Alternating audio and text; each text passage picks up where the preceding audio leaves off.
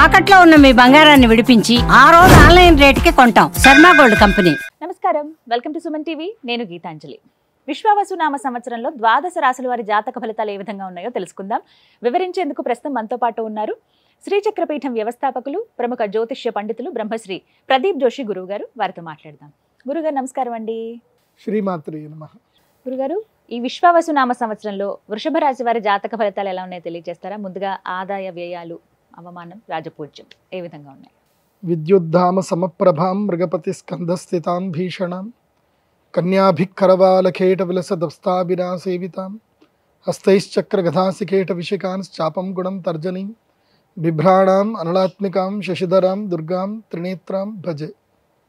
శ్రీమాత్రే నమః. శ్రీ గురుభ్యో నమః. మేషాది ద్వాదశ రాశుల యొక్క ఫలితాలు మనం ఈ విశ్వావసునామ సంవత్సరంలో తెలుసుకోబోతున్నాం. వృషభ రాశి. వృషభం అంటే ఏంటంటే ఎద్దు కష్టము అని అంటారు. కాకపోతే ఎప్పుడో ఒక సంవత్సరానికి ఒక రోజు అయితే ఎద్దుకి ఏంటంటే చక్కగా బెల్లమన్నం పెడతారు, దండలు వేస్తారు, రెస్ట్ ఇస్తారు, పూజలు చేస్తారు, రెస్ట్ ఇస్తారు. దానికి ఒక రోజు గౌరవం వస్తుంది, ఒకరోజు. అట్లాగే ఈ వృషభ రాశి వారికి నేను మోస్ట్ ఆఫ్ ద వృషభ రాశి వారిని చూశాను. ఆల్మోస్ట్ అందరూ కష్టజీవులే, బాగా కష్టపడతారు.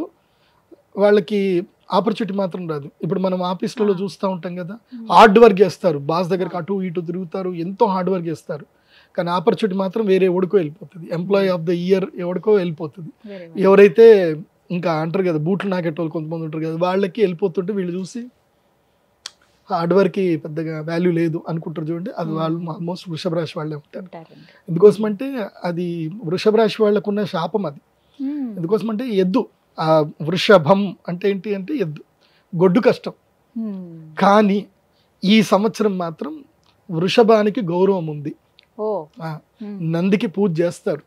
కాబట్టి ఈ సంవత్సరం నంబర్ 1 పొజిషన్లో ఉన్నది వృషభ రాశి. సో వాళ్ళ ఆదాయ వ్యయాలు ఎలా ఉన్నాయో చూద్దాం. వృషభ రాశి వారికి ఆదాయం 11, మాక్సిమం ఆదాయం 14 ఉంటుంది. అందులోపల 11 ఆదాయం ఉంది, వ్యయం 5 రూపాయలు ఉంది. సో ఈ సంవత్సరం రాబడే డబ్బులు వేసేసుకోవడం, ఇంకా ఎంత ఉంటే అంత డబ్బులు వేసుకోవడమే. సో ఏదైనా సరే ల్యాండ్లు ఏమైనా సేల్ అవ్వట్లేదు, ఈ సంవత్సరం సేల్ చేసేసుకోండి, మంచి డబ్బులు వస్తాయి. వచ్చిన డబ్బులు తీసుకొని ఏది అవసరమైన కరెక్ట్గా ఎక్కడ పెట్టుబడి పెట్టాలో అక్కడ పెట్టుబడులు పెట్టుకోండి. కాకపోతే వడ్డీలకు మాత్రం తిప్పొద్దు. వడ్డీలకు తిప్పేది ఉంటే సేల్ డీడ్ చేసుకొని వడ్డీలకు తిప్పండి వృషభ రాశి. ఎందుకోసం అంటే మీకు ఏమైందంటే 11వ ఇంటి నుంచి 10వ ఇంట్లోకి రాహు వచ్చాడు. సో 10వ ఇంట్లోకి రాహు వస్తే ఏం చేస్తాడు అంటే అత్యాశ చూపించేసి వడ్డీలకు ఎక్కడికో మీరు డబ్బులు ఇస్తారు. ఎవరో 2 రూపాయలు వడ్డీ ఇస్తూ ఉంటారు, ఓన్లీ నోటు పత్రం రాసి ఒక చెక్ ఇస్తారు. మీరు దాన్ని తుడుచుకోవడం కూడా పనిచేస్తుంది చెప్తున్నా. ఏది నోటరీ పత్రము, తర్వాత ప్రామిసరీ నోట్ పత్రం. మీకు చెమట తుడుచుకోవడానికి కూడా పనిచేయదు, కన్నీళ్ళు తుడుచుకోవడానికి కూడా పనిచేయదు. ఎందుకోసం తుడిచిన కొద్దికి కన్నీళ్ళు వస్తాయి తప్ప అది కరిగిపోతుంది తప్ప అది ఎందుకు పనికిరాదు.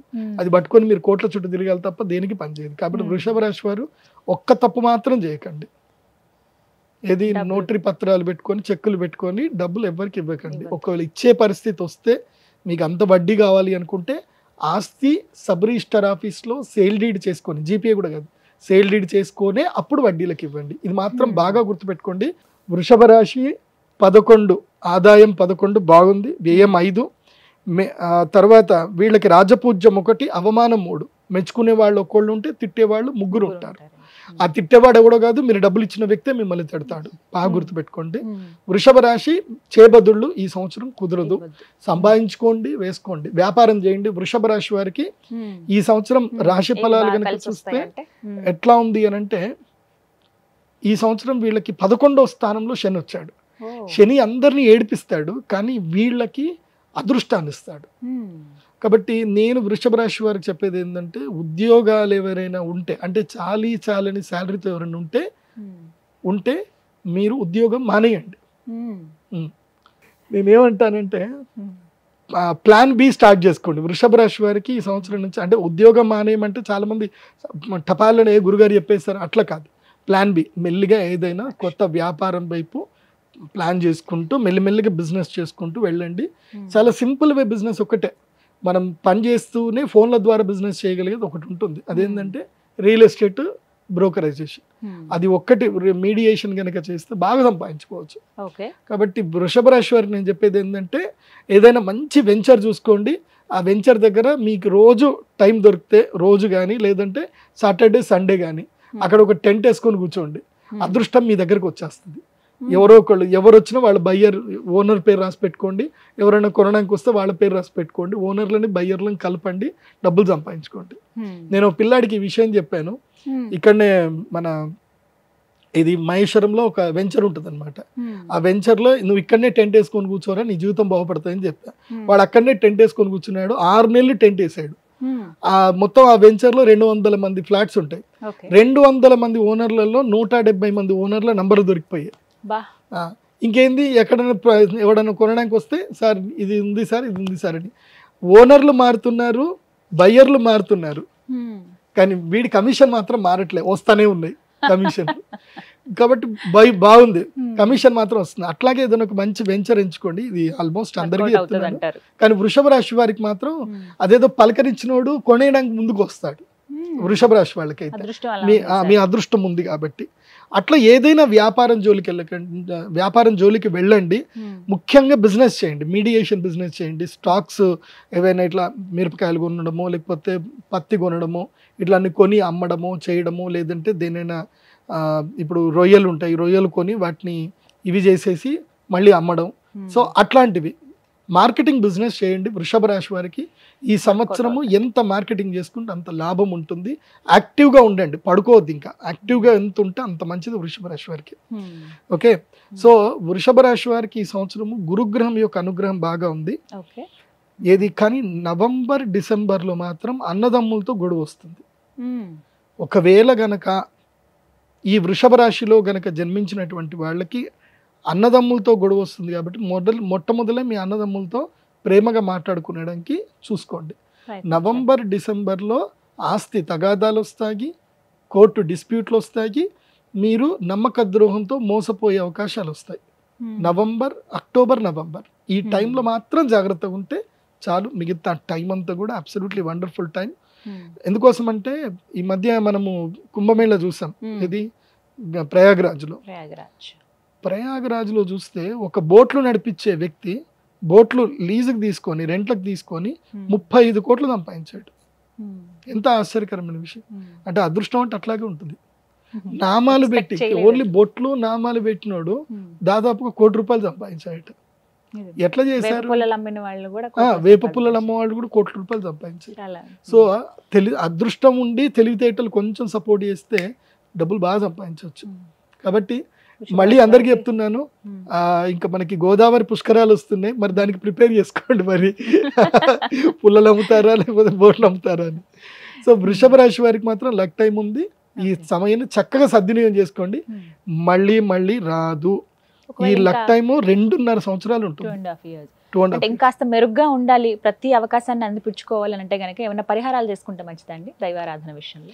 ఏదైనా ఒక పరిహారం ఏంటంటే, ఫస్ట్ నేను ప్రాక్టికల్ ఆస్ట్రాలజర్, మీకు తెలుసు, మనం అట్లా ఇట్లా అందరికి చెప్పాం.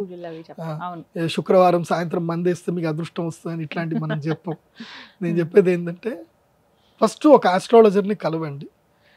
అది నేనే కాదు, మీకు ఎవరైనా సరే మంచి ఆస్ట్రాలజర్, ఎవరికైతే విజ్ఞానం ఉందో, వాళ్ళకి స్టాక్స్ గురించి ప్రజెంట్ సినారియో గురించి అన్నీ తెలిసిన ఒక ఆస్ట్రాలజర్ని కలవండి. లేదంటే ఒక మంచి ఫినాన్షియల్ గురువుని కలవండి. మీకు సుమన్ టీవీలో ఎంతో మంది ఫినాన్షియల్ అడ్వైజర్స్ ఉంటారు, వాళ్ళని కలిసి నేనేం చేయాలని అడగండి.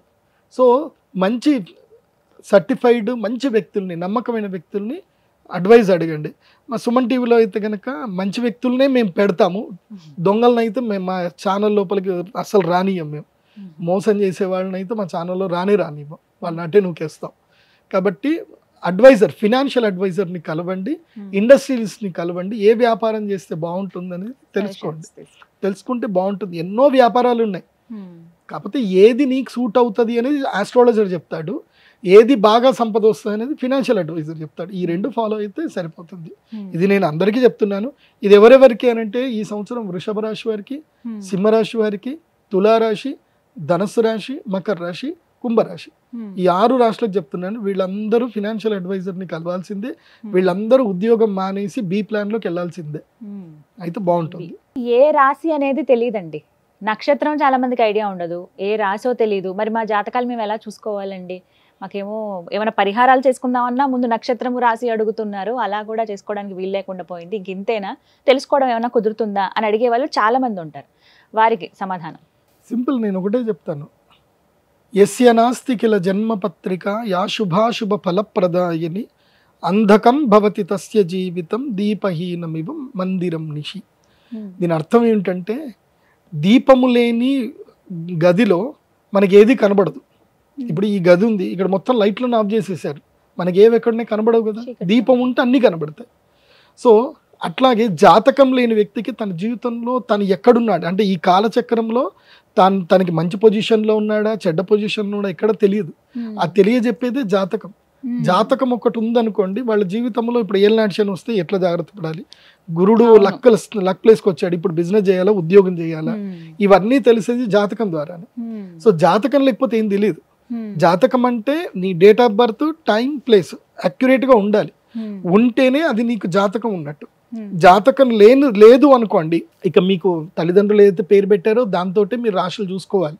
జాతకం లేదు అంటే ఒకవేళ మీ date of birth time place ఉంది, మీరు సింపుల్గా నా వెబ్సైట్ విజిట్ అవ్వండి, pradeepjoshi.com వెబ్సైట్ విజిట్ అవ్వండి. అక్కడ మీకు హోరోస్కోప్ డీటెయిల్స్ ఉంటాయి. మీ date of birth time place enter చేసి సబ్మిట్ చేస్తే మీ జాతకం మీకు PDF రూపంలో వస్తుంది. సో అక్కడ మీ జన్మ నక్షత్రము జన్మ రాశి ఉంటుంది. సో దాన్ని బట్టి మీ జన్మ నక్షత్రం ఏంటి, మీ జన్మ రాశి ఏంటి చూసుకొని అప్పుడు మేము ఈ మన ఛానల్లో చెప్పే నేనైతే రాశి ఫలాలు చెప్తానో అవి మీరు ఫాలో అవ్వాలి. ఇప్పుడు పత్రికల్లో ఎక్కడ చూసినా మీ రాశి ఏంది అనేది ఆ రాశి ఫాలో అవ్వాలి. జాతకం ఉండి నంబర్ 1 ప్రిఫరెన్స్ ఏంది అని అంటే కనుక date of birth time place మీద వచ్చేదే ఒరిజినల్. అది లేదు అన్నప్పుడు ఇప్పుడు నీ పేరు రాము అనుకో, పేపోరారి చిత్తా నక్షత్రం తులారాశి అవుతుంది. నీ పేరు శ్రీనివాసు అనుకో, అది కూడా చిత్తా నక్షత్రము తులారాశి అవుతుంది. లేదంటే దాక్షాయిణి అని పేరు పెట్టుకున్నారు, బూదాబాడ పూర్వాషాఢ, సో పూర్వాషాఢ నక్షత్రం అవుతుంది, మకర రాశికి వెళ్ళిపోతుంది. సో ఇట్లా మీ యొక్క రాశిని ఏది తెలుసుకోవాలంటే పేరు బట్టి చెప్పే రాశి 100% అయితే ఫలితాలు ఇవ్వదు. జన్మ నక్షత్రం అంటే పుట్టిన సమయంలో ఉన్న నక్షత్రము రాశి మాత్రమే మోస్ట్లీ 80% యాక్యురేట్గా ఉంటుంది. అండ్ వన్ మోర్, రాశి ఫలాలు జనరల్ ప్రెడిక్షన్స్ అందరికీ ఇవి వర్తించవు. క్లియర్గా చెప్తున్నాను, రాశి ఫలాలు జనరల్ ప్రెడిక్షన్స్ అందరికీ వర్తించవు. నీకంటూ నీ ప్రత్యేకమైన దశ అంతర్దశలు ఉంటాయి, అవి మాత్రం నీకు మాత్రం వర్తిస్తాయి 100%. రాశి ఫలాలు జనరల్ ప్రెడిక్షన్ అంటే అప్ టు 60 to 80% యాక్యురేట్గా ఉంటాయి. 60% అయితే కన్ఫర్మ్, 80% వరకు కొంతమందికి యాక్యురెన్సీ ఉంటుంది. కానీ నీకు 100% 80 to 100% యాక్యురెన్సీ రావాలి అని అంటే దశాంతర దశలు తెలుసుకోవాలి. సో ప్రతి ఒక్క వ్యక్తికి దశాంతర దశలు డిఫరెంట్గా ఉంటుంది. ఇప్పుడు మీరున్నారు, మీ అక్క చెల్లెలు ఉన్నారు, మీరందరూ ఇంట్లో ఒకే ఆర్థిక పరిస్థితుల్లో అందరూ ఒకే ఇంట్లో ఉంటున్నారు. కానీ అందరికి ఎవరి అదృష్టం వాళ్ళదే, ఎవరి నాలెడ్జ్ వాళ్ళదే, ఎవరి యోగాలు వాళ్ళదే. ఒకే ఇంట్లో ఉండే ఆడపిల్లలు, ఒక ఆవిడ తక్కువ చదువుకొని ఉండి పెళ్లి చేసుకున్న తర్వాత ఆవిడకి అదృష్టం రావచ్చు, ఒక ఆవిడ బాగా చదువుకొని జీవితాంతం ఉద్యోగం చేస్తూనే ఉండొచ్చు. చదువున్నంత మాత్రాన అదృష్టం వస్తుందని లేదు, చదువు లేనంత మాత్రాన దురదృష్టం అవుతారని లేదు. సో అదృష్ట దురదృష్టాలు చదువు మీద స్కిల్ మీద పనిచేయవు. స్కిల్ అనేది జస్ట్ ఏదో బూస్టప్ చేయడానికి పనిచేస్తుంది తప్ప ఎంత స్కిల్ ఉన్నా అదృష్టమే పనిచేస్తుంది. లైక్ ఎగ్జాంపుల్ చెప్పాలంటే రజనీకాంత్ గారు,